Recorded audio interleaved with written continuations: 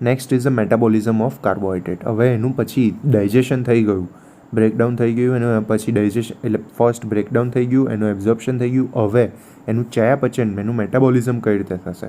So the metabolism is the process in which food substance undergoes a chemical and energy transformation. એટલે એના chemical changes પણ થશે અને energy પણ transform થશે after digestion and absorption.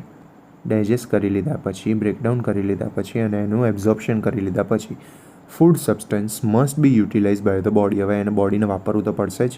So the utilization occurs mainly by the oxidative process in which carbohydrate, protein and lipids are burnt slowly to release the energy. Obviously આપણે કંઈ પણ વસ્તુ ખાઈએ છીએ તો એની પાછળનો મેઇન પર્પઝ શું છે કે જે આપણને એનર્જી આપે, બરાબર? તે બધાને બાળવું પડશે. આપણે કાર્બોહાઈડ્રેટ, પ્રોટીન હોય કે લિપિડ હોય, બધાને બાળવું પડશે. This process is known as a catabolism. C catabolism basically means તોડવું. તમારે જ્યારે કેટાબોલિઝમ વર્ડ યાદ આવે ને એટલે કંઈ બી એવું યાદ રાખવાનું કે કંઈક બ્રેકડાઉન થઈ રહ્યું છે, તૂટી રહ્યું છે. અને એનાબોલિઝમ યાદ આવે એટલે કંઈક બની રહ્યું છે, બરાબર? એટલી વસ્તુ બેઝિક યાદ રાખવાની. કેટાબોલિઝમ એટલે બ્રેકડાઉન થવું, એટલે in the sense of energy અથવા તો મસલ્સ કે એને રિલેટેડ વાત છે. એટલે અને એનાબોલિઝમ મીન્સ કંઈક બની રહ્યું છે. સો the utilization, અહીંયાથી વાંચું છું, the utilization occur mainly by oxidative process in which carbohydrate, protein and lipid are burned slowly to release the energy. This process is known as a catabolism. Part of the released energy is utilized by the tissue for the physiological action and rest of energy is stored in a rich energy phosphate bond and in the form of protein, carbohydrate and lipid in the tissue. જે પણ જરૂરી energy છે એ ટિશ્યુને જેટલી જરૂરી છે એ energy બધી વપરાય છે ટિશ્યુના ચયાપચય માટે, એના સર્વાઈવલ માટે. અને બાકીની જે એનર્જી વધારે વધી એને અલગ અલગ એનર્જી ફોસ્ફેટ બોન્ડ દ્વારા બંધ થઈને પ્રોટીન, કાર્બોહાઈડ્રેટ અને લિપિડના ફોર્મમાં એ ટિશ્યુની અંદર સ્ટોર થાય છે. This process is called the anabolism, બરાબર? એટલે જો એનર્જીને આપણે સ્ટોરેજ કરી રહ્યા છે, બનાવી રહ્યા છે, તો દેટ ઇઝ એનાબોલિઝમ. અને જો એનર્જીને તોડીને વાપરી રહ્યા છો તો that is catabolism. Metabolism of carbohydrate is given in the form of a schemic diaphragm. જોઈએ પછી આપણે ફિગર 40, ચલો ને અત્યારે જોઈ લઈએ 45.1.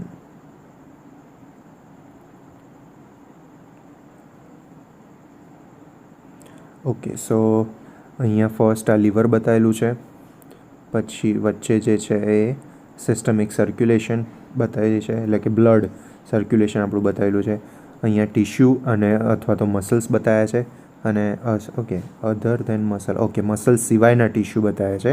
અને અહીંયા રાઇટ હેન્ડ સાઈડ જે બતાવ્યું છે એ મસલ્સ બતાવ્યું છે. ઓકે, તો ક્યાંથી કઈ રીતે કેવી પ્રોસેસ થતી હોય છે. ઓકે, જો ફિગર એકચ્યુઅલમાં છે ને મેટાબોલિઝમ સમજાઈ નથી. વેઇટ, ઓકે નથી સમજાઈ, ફિગર વાઇઝ જ આપી છે. તો તમારે જો લખવાની થશે તો ફિગરમાંથી જ જોઈને સમજવાનું થશે. તો અહીંયા ધ્યાનથી સમજો. હવે તો ફર્સ્ટ આપણે સૌથી ઉપરથી સ્ટાર્ટ કરીએ છીએ. તો એબ્ઝોર્પ્શન ઓફ ગ્લુકોઝ, અહીંયાથી બોલું છું, હા, absorption of glucose from the small intestine. એટલે આપણે જે પણ કંઈ ખાધું છે એની અંદરથી ગ્લુકોઝ આવ્યો. હવે એ ગ્લુકોઝ કઈ બાજુ જશે? રાઇટ હેન્ડ સાઈડ જુઓ તો એ ગ્લુકોઝ જાય છે મસલ્સની અંદર. મસલ્સની અંદર જાય છે, ત્યાંથી એ ગ્લુકોઝ સ્ટોર થાય છે શેમાં? ગ્લુકોઝનું કન્વર્ઝન થઈ જાય છે અને બને છે ગ્લાયકોજન. અને ગ્લાયકોજનના રીતે મસલ્સની અંદર સ્ટોર રહેતું હોય છે. પણ જ્યારે જરૂર પડશે ત્યારે ગ્લાયકોજન યુટિલાઇઝ થશે અને એનું કન્વર્ઝન શેમાં થશે? તો પાયરુવિક એસિડની અંદર. પાયરુવિક એસિડ જ્યારે બનશે એનું બ્રેકડાઉન થશે તો બે પ્રોસેસ થશે, એનએરોબિક થશે, એરોબિક પ્રોસેસ, બે પ્રોસેસ થશે. અને બે પ્રોસેસના એન્ડમાં એન્ડ પ્રોડક્ટ અલગ અલગ મળશે. તો શું મળતું હોય છે? તો first that is lactic acid, second acetyl coenzyme A. બરાબર. જ્યારે લેક્ટિક એસિડ બને છે તો લેક્ટિક એસિડ પાછું બ્લડની અંદર આવે છે. સી આ વચ્ચેવાળું જે છે એ સિસ્ટમિક સર્ક્યુલેશન છે. લેક્ટિક એસિડ પછી શું થાય છે આગળ આપણે જોઈએ છે. પહેલાં આટલું મસલનું કમ્પ્લીટ કરી દઈએ. પછી એના સિવાય જે એસિટાઇલ કોએન્ઝાઇમ એ બન્યો હતો એ આખું શેમાં જશે? ક્રેબ્સ સાયકલની અંદર જશે. ક્રેબ્સ સાયકલની અંદર ફાઇનલ પ્રોડક્ટ તરીકે આપણને એટીપી મળતા હતા અને બાય પ્રોડક્ટ તરીકે શું બહાર નીકળતું હતું? તો CO2 પ્લસ H2. તો એ પણ ક્યાં આગળ જશે? એ પણ જશે સિસ્ટમિક સર્ક્યુલેશનની અંદર. સિસ્ટમિક સર્ક્યુલેશનની અંદર CO2 વાળું હતું એ લંગ્સમાં જશે, લંગ્સમાંથી એ બહાર નીકળી જશે. ઓકે, સો આ બેઝિક ફંડો એકદમ. ફરી વખત સૌથી પહેલું આપણે જમ્યાનું એનું બ્રેકડાઉન થયું. ગ્લુકોઝ સિસ્ટમિક સર્ક્યુલેશનમાં આવ્યું. સિસ્ટમિક સર્ક્યુલેશન એ બીજું કશું નથી, આર્ટરી વેઇનની જ વાત છે. ઓકે, પાછા એમાં કન્ફ્યુઝ ના થવાય. સો એમાંથી પછી મસલ્સમાં ગયું. ગ્લુકોઝ ત્યાં આગળ સ્ટોરેજ ફોર્મ એનું કયું છે? ગ્લાયકોજન. તો ગ્લાયકોજનના માધ્યમમાં સ્ટોર થાય છે. હવે જ્યારે આપણે કંઈક કામ કરવું છે, મસલ્સને કંઈક યુઝ કરવો છે અથવા દોડવું છે, ચાલવું છે, કંઈ પણ એક્ટિવિટી કરવી છે, તો એ સ્ટોર ગ્લાયકોજન એ યુટિલાઇઝ થવાનું સ્ટાર્ટ થશે. પણ યુટિલાઇઝ થઈને કન્વર્ટ શેમાં થશે? તો પાયરુવિક એસિડમાં. પાયરુવિક એસિડનું ફર્ધર બ્રેકડાઉન બે રીતે થશે. એનએરોબિક પ્રોસેસમાં થશે તો લેક્ટિક એસિડ બનશે. એરોબિક પ્રોસેસ થશે ત્યારે એસિટાઇલ કોએન્ઝાઇમ એ બનશે. એસિટાઇલ કોએન્ઝાઇમ એ આગળ ફર્ધર ક્રેબ્સ સાયકલમાં જશે. ક્રેબ્સ સાયકલનું ફાઇનલ પ્રોડક્ટ એનર્જી એટલે કે એટીપી આપણને મળે છે અને બાય પ્રોડક્ટ તરીકે CO2 અને H2O મળે છે કે જે પાછું જશે સિસ્ટમિક સર્ક્યુલેશનની અંદર એટલે કે વેન્સની અંદર. વેન્સની અંદરથી એ CO2 લંગ્સમાં જશે અને લંગ્સમાંથી એ CO2 આપણે બ્રીથ આઉટ કરી દઈશું. બરાબર, આ બેઝિક સ્ટ્રક્ચર પત્યું આનું. હવે બીજી વાત શું આવે છે કે ચલો હવે જે આપણે જમ્યા એનું ગ્લુકોઝ અહીંયા આવ્યું, બ્લડની અંદર આવે છે. બરાબર, સપોઝ બધી જ ટિશ્યુમાં બધી જ જગ્યાએ ગ્લુકોઝ પૂરતા પ્રમાણમાં છે, આપણે એક્સ્ટ્રા જમીએ છીએ તો એ વધારાનું જે ગ્લુકોઝ હશે એ ક્યાં જશે? પહેલાં લીવરની અંદર જાય છે. લીવરની અંદર ગ્લુકોઝ જાય છે. ત્યાં આગળ એ કન્વર્ટ એનું સ્ટોરેજ ફોર્મ તો આ જ છે સેમ. સી મસલ્સ અને લીવર બંને જગ્યાએ એનું સ્ટોરેજ ફોર્મ તો ગ્લાયકોજન જ છે. બરાબર, તો ગ્લાયકોજન છે. હવે ગ્લાયકોજનની એક લિમિટ છે કે ભાઈ લીવરનું એઝ એક્ઝામ્પલ 500 ગ્રામ જેટલું ગ્લાયકોજન એ સાચવી શકે. 500 ગ્રામથી જો વધારે થાય તો લીવરને એમ થાય બસ ભાઈ મારી સ્ટોરેજ કેપેસિટી ફૂલ થઈ ગઈ, તો હવે એને હું ફર્ધર કન્વર્ટ કરી ફેટની અંદર સ્ટોર કરી દઉં. બરાબર, તો ગ્લાયકોજન અહીંયા ફૂલ થઈ ગયું છે એક ટાઈમે. બરાબર, એવું માની લો અત્યારે. તો હવે શું કરવાનું છે? તો ગ્લાયકોજનને કન્વર્ટ કરવાનું છે ટ્રાયગ્લિસરાઇડની અંદર અને એમિનો એસિડ્સની અંદર કે જે ક્યાં આગળ સ્ટોર થશે? ટ્રાયગ્લિસરાઇડ ક્યાં સ્ટોર થાય? Triglyceride is a kind of fat. બરાબર, ફેટી એસિડ્સને ટ્રાયગ્લિસરાઇડની અંદર એ કન્વર્ટ થતું હોય અને એ બધું સ્ટોર થતું હોય આપણી ચરબીની અંદર. અલગ અલગ જગ્યાએ પેટની ચરબી, થાઇઝની ચરબી, બટક્સની ચરબી, બ્રેસ્ટની ચરબી, અલગ અલગ જગ્યાએ આ બધી જ વસ્તુ સ્ટોરેજ ફોર્મમાં સ્ટોર થતી હોય છે આખા બોડીની અંદર. અને એમિનો એસિડ્સ જે છે મોસ્ટલી મસલ્સની અંદર સ્ટોર થતા હોય છે. બરાબર, તો નેક્સ્ટ આવે છે હવે ટિશ્યુ અધર દેન મસલ્સ એટલે બોડીના બીજા ટિશ્યુ મસલ્સ સિવાયના. ત્યાં આગળ કેવું થતું હોય છે? સો યસ, અહીંયા ગ્લાયકોજન લેક્ટિક એસિડ જે વધારાનું આવે છે એ પાછું લીવરમાં જાય છે અને ગ્લાયકોજનને કન્વર્ટ કરવામાં આગળ હેલ્પ કરે છે. સો નેક્સ્ટ ઇઝ બીજા ટિશ્યુની વાત છે. તો જ્યારથી સિસ્ટમિક સર્ક્યુલેશનની અંદર ગ્લુકોઝ છે, ગ્લુકોઝ એ અધર ટિશ્યુમાં જશે. અધર ટિશ્યુમાં જોડે જોડે બીજું ઓક્સિજન પણ થશે. એટલે અહીંયા એને સિમ્પલ સેલ ગણો કે કોઈ પણ સેલને બેઝિક સર્વાઈવલ માટે એના ચયાપચયની પ્રક્રિયા કરવા માટે બેઝિક વસ્તુ શું જોઈએ? તો ગ્લુકોઝ અને ઓક્સિજન જોઈએ. એ બંને વસ્તુ ક્યાંથી મળી? સિસ્ટમિક સર્ક્યુલેશનની અંદરથી. ગ્લુકોઝ આવ્યું કે જે કયું છે આપણે જમવામાંથી લીધેલું. બરાબર, absorb glucose from the small intestine. Yes, તો એ ગ્લુકોઝ આપણે લીધું. અહીંયા આગળ આવ્યું ટિશ્યુની અંદર. એની જોડે જોડે ઓક્સિજન પણ આવ્યું. ગ્લુકોઝનું ઓક્સિડેશન થયું તો ઓક્સિડેશન દ્વારા આપણને એનર્જી, પાણી અને કાર્બોહાઈડ્રેટ મળ્યું. કાર્બોહાઈડ્રેટ અને પાણી પાછું સિસ્ટમિક સર્ક્યુલેશનમાં આવશે અને એ જ રીતે કાર્બોહાઈડ્રેટ CO2 દ્વારા એક્સપેલ થઈ જશે. જે પાણી વધારાનું હશે ક્યાં જશે? વધારાનું કહું છું બોડીની બહાર જ જાય છે. ઓબ્વિયસલી કિડની દ્વારા ફિલ્ટર થશે અને જે ટોક્સિક મટીરિયલ્સ હશે એની જોડે એક્સ્ટ્રા જે વોટર કન્ટેન હશે એ યુરિન થ્રુ ફિલ્ટર આઉટ થશે. ઓકે, આ વસ્તુ ધ્યાનથી સમજજો. ના સમજ પડે તો વિડીયો રિપીટ કરીને જોજો અને પછી સમજજો. અને સ્ટીલ સમજ ના પડે તો નીચે કોમેન્ટ સેક્શનમાં ક્વેશ્ચન પૂછજો. ઘણી વખત મારે કોમેન્ટ સેક્શનમાં રિપ્લાય આપતા વાર લાગે છે, પણ હું રિપ્લાય આપું છું 100%. એટલે જો ના ખબર પડે તો ફરી વખત પૂછી લેજો. Okay. Next is the dietary fiber. Dietary fiber or rugae is group of food particle which passes through stomach and small intestine without being digested and reaches the large intestine unchanged. આ વસ્તુ એવા છે ને dietary fibre કે એને આપણું પાચન આપણે કરી શકતા નથી, બરાબર, આપણા હાથમાં નથી.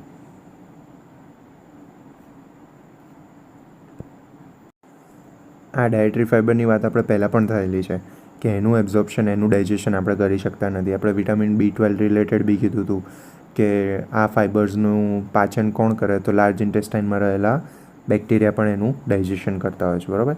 સો અગેન ફરી વખત વાંચું છું.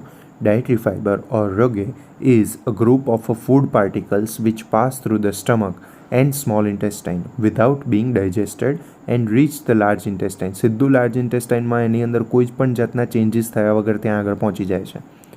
Other nutritive substance of a food are digested and absorbed before reaching the large intestine. બીજા બધા જે સબસ્ટન્સ હોય છે ડાયટરી ફાઈબર સિવાયના, એ બધાનું ડાયજેશન એટલે બ્રેકડાઉન પણ થાય છે અને એનું એબ્ઝોર્પ્શન પણ થાય છે. પણ જ્યારે આ ફાઇબરસ ફૂડ જે છે, જે ફાઇબર છે ડાયટરી ફાઇબર, એનું એવું થતું નથી ને એવા જ જેવા ખાધા છે એવા સીધા આવે છે લાર્જ ઇન્ટેસ્ટાઇનની અંદર. Characteristic feature of dietary fiber is that it is not digested by digestive enzyme. એ આપણા ડાયજેસ્ટિવ એન્ઝાઇમ HCl દ્વારા બી ડાયજેસ્ટ નથી થતો, એટલે તો બહુ કહેવાય. So it escape the digestion in a small intestine and pass through the large intestine. Pass to large intestine. Large intestine ની અંદર હવે આવી ગયું. It provides a substrate for microflora of large intestine. આપણે પહેલાં વાત કરી હતી એ પ્રમાણે કે લાર્જ ઇન્ટેસ્ટાઇનની અંદર બહુ જ બધા બેક્ટેરિયાની કોલોની મોટી રહેતી હોય, તો એના માટે ફૂડ તરીકે વર્ક કરશે, બરાબર. As a provide the substrate for microflora of large intestine. Microflora એટલે નાના જે આખા જીવજંતુ બધા મેઇનલી બેક્ટેરિયા જે રહેતા હોય, કે જે ગુડ બેક્ટેરિયા છે, એ આપણને ત્યાં આગળ ઇન્ટેસ્ટાઇનમાં એમને એ ફાઇબરવાળું ફૂડ ખાવાનું મળતું હોય છે. એન્ડ ઇન્ક્રીઝિસ ધ બેક્ટેરિયલ માસ, અને ત્યાં આગળ બેક્ટેરિયા વધે. હવે આપણને એમ થાય બેક્ટેરિયા વધે તો આપણને પ્રોબ્લેમ ના કરે, બટ પહેલાં પણ વાત થઈ હતી, અત્યારે ફરી કહું છું. જે આપણે સ્કૂલમાં ભણી ગયા ને, સાયન્સમાં આવતું હતું પરોપજીવી, કે જે પરોપજીવી કોને કહેવાય, કે જે એકબીજા ઉપર નિર્ભર રહેતા હોય. જેમ કે પેલું ભેંસની વાત કરી હતી કે ભેંસ ઉપર જો કાગડો કે જે બી બેસતું હોય, કાગડો કાબર જે બી, તો એ શું કરે કે ભેંસ ઉપર રહેલા જીવજંતુઓ ખાઈ જાય, તેનાથી બંને જણને ફાયદો થાય છે. કે પેલા કાબર કે કાગળ જે બી પક્ષી છે એને ફૂડ મળે છે અને ભેંસની ચામડી પાછળથી ચોખ્ખી થતી જાય છે, બરાબર, એનું બોડી ચોખ્ખું થાય છે.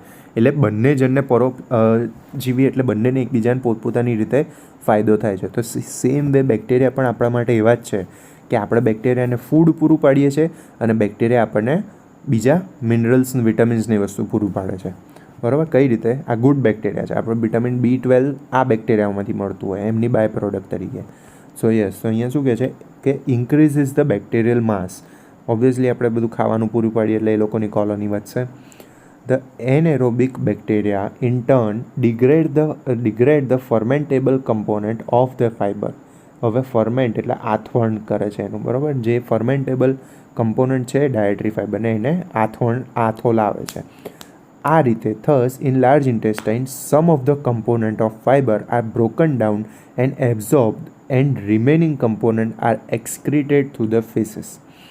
એટલે આ રીતે અમુક કન્ટેન્ટ જે ડાયટરી ફાઇબરનું છે આ રીતે આપણું ડાયજેસ્ટ થાય છે અને તો પછી આપણે એને એબ્ઝોર્બ કરી શકીએ. સો બેઝિકલી ટર્મમાં જો જોવા જઈએ ને, એટલે આ તો બધું સાયન્ટિફિક ટર્મ થઈ, પણ એક રીતે વાત કરીએ ને તો એવું ફૂડ કે જે આપણે પચાવી નથી શકતા એને બેક્ટેરિયા ખાય છે અને બેક્ટેરિયા ખાધા પછી તે બેક્ટેરિયા પોતાનું સ્ટૂલ પાસ કરે છે, બરાબર. એ ખાધા પછી એ પણ સ્ટૂલ પાસ કરે. એમનું પૂપ જે છે ને એ આપણે ડાયજેસ્ટ કરી શકીએ છીએ, એમનું સ્ટૂલ આપણે એબ્ઝોર્બ કરી શકીએ છીએ.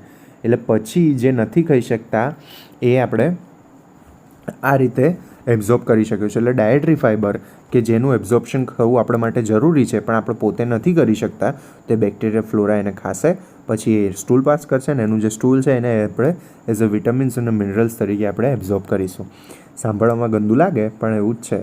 એકચ્યુઅલમાં તમે છે ને બહારની વાત કરું ને તો કોફી માટે કેવું છે કે વર્લ્ડની જે કોસ્ટલીએસ્ટ કોફી છે ને એમાં પણ એવું છે કે એ કોઈ પણ પ્રોસેસથી ફર્મેન્ટ નથી થઈ શકતી proper વેમાં.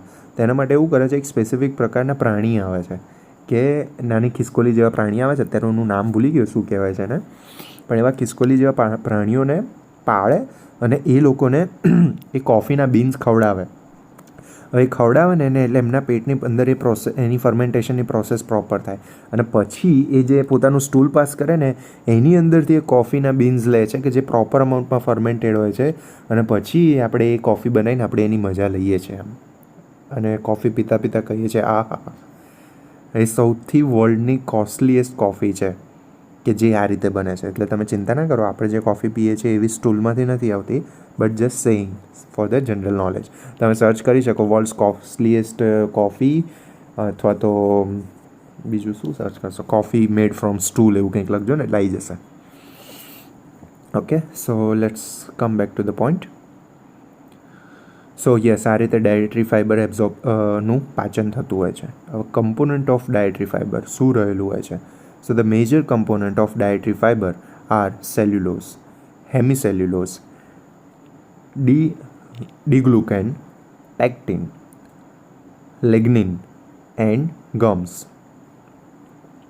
Cellulose, hemicellulose and pectin are partially degradable. એને થોડાક અમાઉન્ટમાં આપણે ડિગ્રેડ કરી શકીએ છીએ, જ્યારે બીજા જે કમ્પોનન્ટ છે આર ઇનડાયજેસ્ટેબલ, એને પાચન નથી કરી શકતા.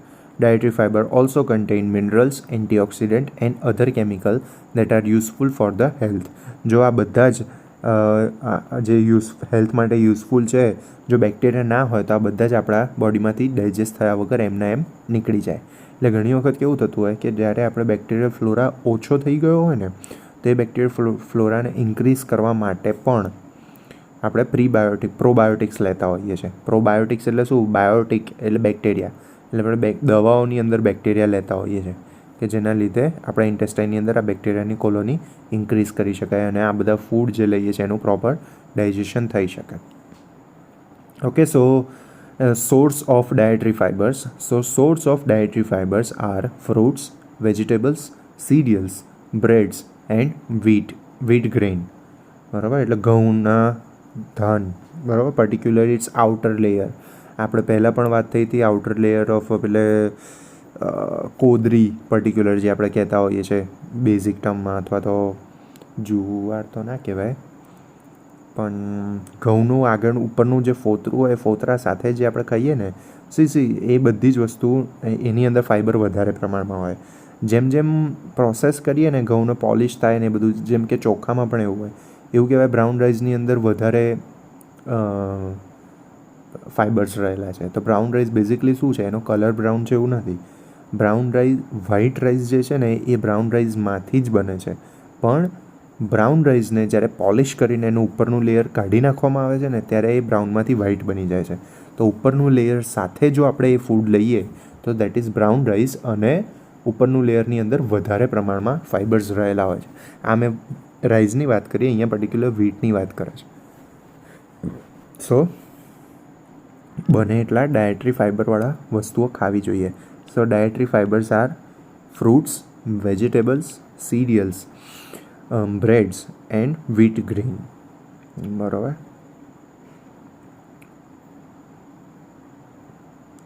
મોસ્ટલી સૌથી સારા પ્રમાણમાં ડાયટરી ફાઇબર આપણને ફ્રૂટ્સની અંદરથી પણ મળતા હોય છે. સિરિયલ્સ અને બ્રેડ ને વ્હીટમાંથી બધામાંથી બી ફાઇબર મળે, પણ બ્રેડ ને ઇવન સિરિયલ્સ પણ જે આપણે પેલા કોર્નફ્લેક્સ ને બધું કહીએ છીએ એ બેઝિકલી ફાઇનલ રીતે જો આપણે જોવા જઈએ તો it is not so healthy. બરાબર, so yes, health benefit of dietary fibers. By taking a high dietary fiber food, some disease producing food substance may be decreased in the quantity or completely excluded in diet. Again, by intake of high fiber food, some disease producing substance, અમુક disease produce કરવાવાળા substance એ કાં તો એની quantity આપણે ઘટાડી શકાય છે અથવા તો કમ્પ્લીટલી બોડીની બહાર પણ કાઢી શકાય છે. Dietary fibre help in a weight management maintenance because it require more chewing and promote the hunger satiety function. એટલે વધારે ચાવવું પડે છે એ ફાઇબરવાળા ફૂડને અને જલ્દીથી આપણને સંતોષ પણ ફીલ કરાવી દે.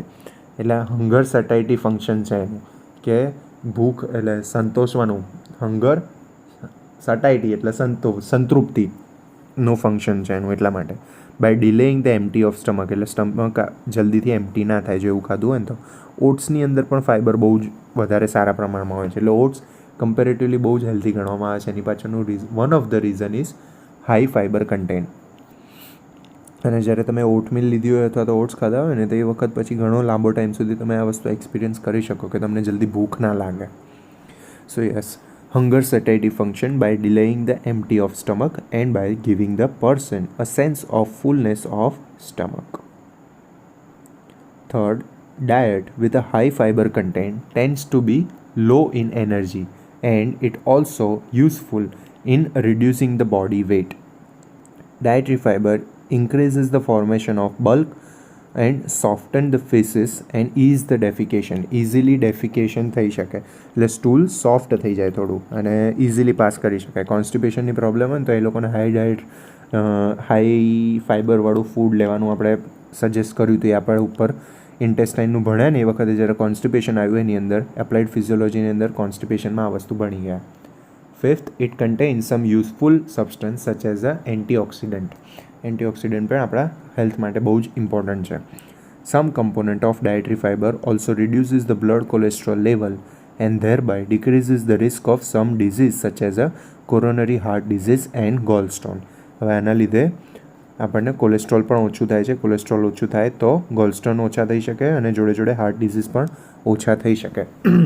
CHD જે કહેવાય કોરોનરી હાર્ટ ડિઝીઝ પણ ઓછા થઈ શકે.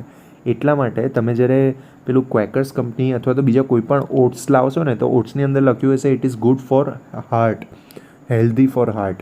તેની પાછળનું મેઇન કારણ આ જ છે કે એક તો એની અંદર બહુ જ સારા પ્રમાણમાં ફાઇબર્સ છે જે ફાઇબર્સ કોલેસ્ટ્રોલ ઓછું કરશે. કોલેસ્ટ્રોલ ઓછું થશે એટલે કોરોનરી હાર્ટ ડિઝીઝ થવાની શક્યતાઓ પણ ઘટાડી શકાય છે. 7th is a dietary fibre is also suggested to prevent or to treat some disorders such as a constipation, bowel syndrome, diabetes, ulcer and cancer. એટલે કેટલું જરૂરી છે ડાયટરી ફાઇબર્સ આપણા ફૂડની અંદર એ એની ઉપરથી આપણને આઈડિયા આવી શકે છે. એ ઉપરાંત અત્યારે જો તમે બીજા ઇવન યુટ્યુબ પર બી ને એ બધા ઉપર વિડીયો જોશો ને તો જ્યારે હેલ્થી ડાયટ વિશે કંઈ પણ લખો ને તેની અંદર ફાઇબર કન્ટેન્ટનું ખાસ આપણને કહે જ. એટલા માટે આપણે જેટલું બી અત્યારે ફૂડ ખાઈ રહ્યા છે, જેમ કે રિફાઇન્ડ પ્રોડક્ટની વાત કરીને આની અંદર બ્રેડ આવ્યું પણ એ બ્રેડની અંદર બીજા એટલા ખરાબ કમ્પોનન્ટ બી રહેલા છે કે જેની અંદર ફાઇબર કન્ટેન્ટ બહુ ઓછું હોય છે. એટલે બ્રેડને એવી રીતે કન્સિડર નહીં કરવાની. આપણું મેઇન ડાયટરી ફાઇબર ઉપર ફોકસ હોય તો ત્યારે આપણું મેઇન ફોકસ એ ફ્રૂટ્સ અને વેજીટેબલ્સ ઉપર જ હોવું જોઈએ અને એમાં પણ મેઇનલી વેજીટેબલ્સ ઉપર હોવું જોઈએ. એની અંદરથી જે ફાઇબર મળે that is best, they are best fibre. બીજું ઓટ્સ યુ કેન કન્સિડર. બરાબર, એટલે કોમન હેલ્થ પણ જાળવવા માટે ડાયટરી ફાઇબરનું ઇન્ટેક બહુ જ જરૂરી છે. ડાયાબિટીસ માટે હું તમને કહું સ્પેસિફિકલી હું ડાયાબિટીસ ઉપર વર્ક કરી રહ્યો છું અને પેશન્ટોને જ્યારે હાઈ ફાઇબર ફૂડ ઉપર લઈ જવામાં આવે તો આપોઆપ એમનું એક તો ભૂખ વહેલી સંતોષાઈ જાય છે એટલે બહુ ભૂખ લાગતી નથી અને એની જોડે જોડે ડાયાબિટીસમાં પણ ઘણો ફરક પડે છે. એટલે પોતાની જાતે તો બરોબર જ છે, તો લેવાનું જ છે, બટ પોતાના ઘરમાં પણ હાઈ ડાયટરી ફાઇબરવાળું ફૂડ સજેસ્ટ કરવાનું ચાલુ કરો. ઓકે, ટિલ દેન મળીએ છીએ નેક્સ્ટ લેક્ચરમાં. બાય.